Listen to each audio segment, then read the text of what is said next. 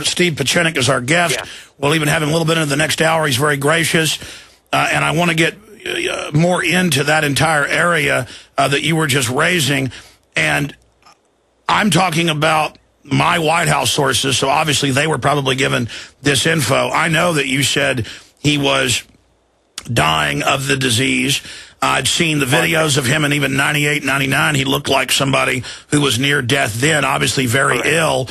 The new photos they show us, the CIA even had to admit last year, and Spy Talk and the Washington Post, that they were fake videos. So it's on record they put fake videos out, and I think that's very bold of them to tell the Washington Post, May 25th, 2010, Spy Talk, that they did fake them. We already knew that. We've seen the Adam Gadon videos uploaded in the same video layer as the Intel Center's logo. We've got Amaral Alaki, admittedly. You see, Alex, the key, Mr. Jones, the key question America has to ask again, and why I went back on your show, is this has much greater implication just than the distortions and lies that are created by the intelligence community. And believe me, I work with the intelligence community.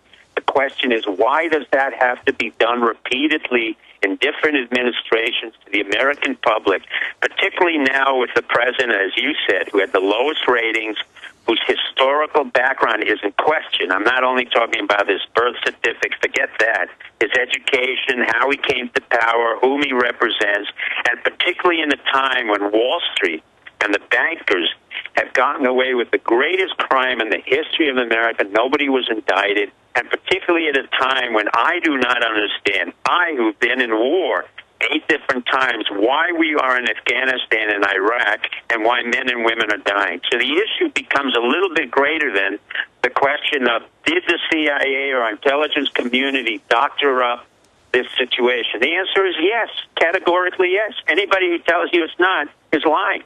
This whole scenario where you see a bunch of people sitting there looking at a screen and they look as if they're intent, that's nonsense. It's a total make-believe. We're in an American theater of the absurd. The real issue is, why are we doing this again, Alex? Why 9 years later do I have to come on your show when I predicted 9 years ago this man was already dead? But it wasn't the issue of him. It was the issue of why does the government repeatedly have to lie to the American people who have worked so hard in order to justify their political existence when you basically have civilian leaders who are politicians? Now, I understand, Dr. Pieczenik. Let me stop you, because you're dropping bombshell after bombshell. You know, you're the right-hand man of Henry Kissinger, George Shultz, James Baker, Cyrus Vance. I wasn't anybody's right-hand, and let me tell you, I got thrown out of more places than you can imagine, my friend. Well, my point is, you've been right up there. I've been there. You've been right up there, right underneath these guys, and it's on record that Tom Clancy's character, Jack Ryan, Patriot Games, is you. So you are... Based on me, that's correct. Yes, I mean, you're the... Richard Clark. Absolutely. So, and we'll put an image of Jack Ryan up there. So that's the guy that we're talking to right now. And so, Doctor, you just brought out that incredible information, and we're trying to scramble to find the photo. It was up on Drudge for 2 days. It's gone now. But the photo, you can go to whitehouse.gov and find it, is of the president, watches with his staff the operation against Bin Laden, and Hillary's got her hand over her mouth. Yeah, the men are all acting tough. You can see that that's a posing photo, and you've been at those levels. So break that down for us, Doctor. Well, the breakdown is very simple. This is a man who decided he's going to have a photo opportunity. This is a man, from the day he came in, it began with a lie. It began with a lie. I didn't know the man. I have nothing personally against him. I couldn't care one way or the other, but I did care.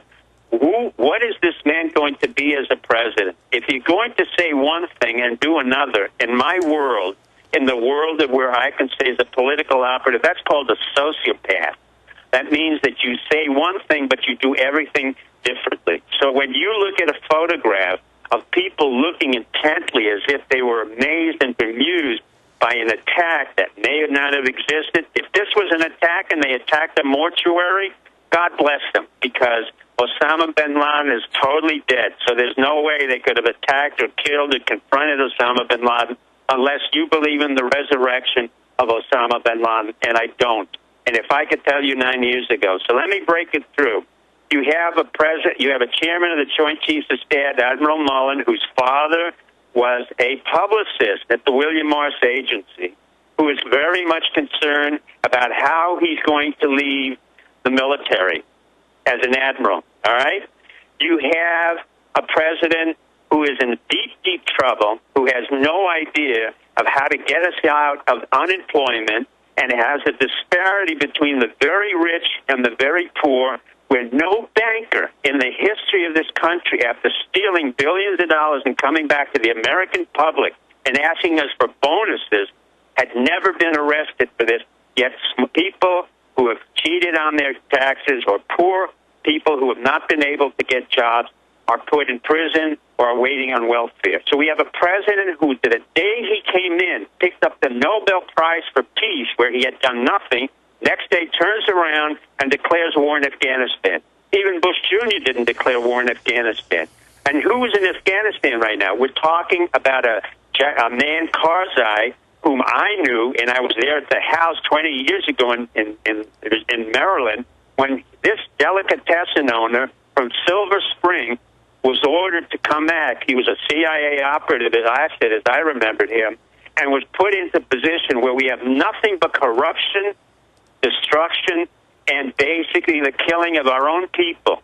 Then we have the Pakistani allies, who they have now irritated, this Obama, and then we have Panetta, who's not in that picture. The most important of those men, who was ordered. This is the great key order. Obama wants to tell you how resolute he was because everybody said he was indecisive. So in order to make sure he looks resolute, he orders Panetta, a nice liberal who had been a Republican. Stay there, Dr. Pieczenik. Stay there. Back in 3 minutes. This is...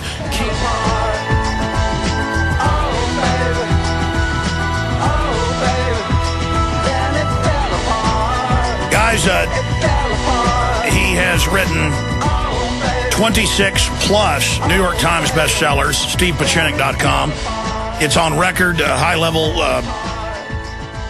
government position under multiple presidents, under Secretary of States, involved in black ops all over the world with the Mujahideen. I want him to talk about some of that history briefly before we look at currently what's happening, because obviously to know what's coming in the future and what's happening in the present, we need to know the past.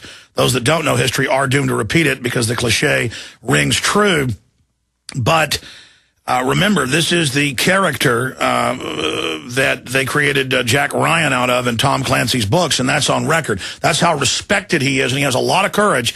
And I know you probably don't want to get into this now, but you did get a lot of heat when you came on my show, and I know you'll probably get heat again right now, but you're not some small fry out there saying that Bin Laden was dead.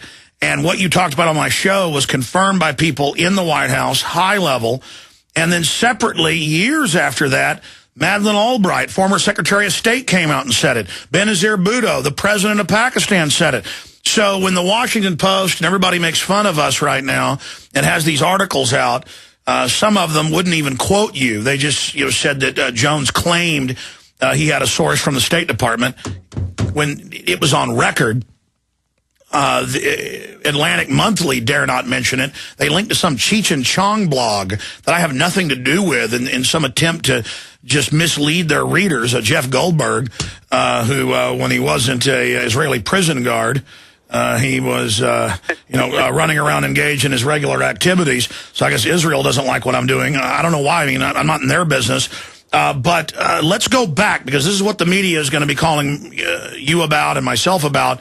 Let's go back specifically. You've got all these intel connections. You've worked with the biggest heavy hitters there are. You're famous in intelligence and analysis. The Jack Ryan's your character, the guy that doesn't play games. And in the real world, you're actually telling it like it is. 9 years ago, April 22nd. On this show, and then everything you've talked about has now been backed up in triplicate, and now we have this latest PR stunt with them with the photo op with Hillary covering her mouth I mean, this looks like a photo where you tell your kids, smile, say cheese. Break down, sir. Take your time with the intel, with the CIA reports you were reading, with as much proof as you can give us without giving up your sources of knowing that Bin Laden was dead and when he reportedly died, so that we can look at the big news story now in context of why they've launched this hoax today. Well, let me just say, the issue of why he was dead, it was exactly what I said before. He died of Marfan syndrome. Bush Jr. knew about it. The intelligence community knew about it. CIA had already sent a physician way before, under the Clinton administration, to see him at the American hospital in Dubai. He was already very sick from Marfan syndrome, and he was already dying. So nobody had to kill him. He had El-Zawahiri, who was a physician with him, who is still a physician. I don't know where he is. But we knew he was already dead by 9/11. It was very clear that he was dying. At Tora Bora, he probably died. Tommy Franks, general, said accidentally that he died. But the point was, he was already dead by the time I talked to you. Why is it relevant now? Again, as I said, why is the fiction and the narrative of the psyops of America against the American people so important? Is number one, as you said so clearly to your public, and they understand it. Number one, we're viewed as idiots and stupid, and Americans are not seen as very bright by our politicians. Secondly, basically the president was in very deep trouble, as you said, economically, politically. He was on the bottom. He had the birther issue come out. He said he was American, but now he had to prove that he was more than American. He was more American than American. He had to be aggressive. At the same time, you had an admiral who had really not done very well as chairman of the Joint Chiefs of Staff, who had made some serious gaffes by giving a Medal of Honor to Greg Mortensen, who lied, going into Pakistan saying he had built schools for women and looked like a fool. You have Panetta, who really caused a lot of civilian damage in the Pakistan area, and the Pakistanis were furious with him because what he claimed was the CIA, quite frankly, without telling you a great secret, it's already an open source intelligence. About 80% of the CIA presently is not involved in intelligence. It is involved in what's called Operation Killing, special ops, and that means that many of the special forces soldiers have been shifted over to the CIA. What used to be in the old office, SOLIC, Special Operations Low Intensity Conflict, but they have a new office, and Panetta was really just killing people right and left with the drones and creating a lot of friction and a major alienation between the American the generals and the Pakistani generals, the ISI. Third, lastly, we have a foreign policy that didn't work under Hillary Clinton, as you know. Like Condoleezza Rice, she probably booked in more miles than any other Secretary of State and was totally incompetent. She was not able to preempt or really be able to figure out any strategic assessments or analysis of what happened in the Middle East or predict the uprising in Syria, in Libya, Tunisia, and was really not able to hold out and was not competent. So you have a whole series of administrative people, both civilian and military, who are not competent. And they had to show that they could really prove some sense of competency at a time when there was a re-election. It's it's the very sense of a political expediency. As to what the Washington Post says and the New York Times, I don't particularly care. I never have. I never will. It's not relevant to me. It may be relevant to you, but I don't think it's relevant to the American public. They don't read it. They don't care about it. Quite frankly, more people listen to Alex Jones than they read the New York Times. There's no question in my mind. Having said that, it was a very politically expedient factor for the president to say, I'm going to get reelected. I've shown my firmness. I've shown I'm an American. I've shown that I can turn around the economy, which he hasn't. Secretary of State Hillary can say, look, we accomplished the end of a major significant movement in the war on terrorism, which they haven't, because from a tactical and an intelligence assessment point of view, this has not changed the game whatsoever. There are no terrorists really right now in Afghanistan. The only terrorists right now are being supported by Al-Haqqa, which is supported by the Pakistani Inter-Service Intelligence, what Gore said to you last night, which ironically is being supported by the CIA. And even Al-Haqqas have been reporting back to our intelligence operatives saying, what in God's name is going on? we're being paid by our own CIA, your CIA, through the ISI to kill your soldiers. Now, if you can explain that to me, you're going to have to explain that to the American public. And that's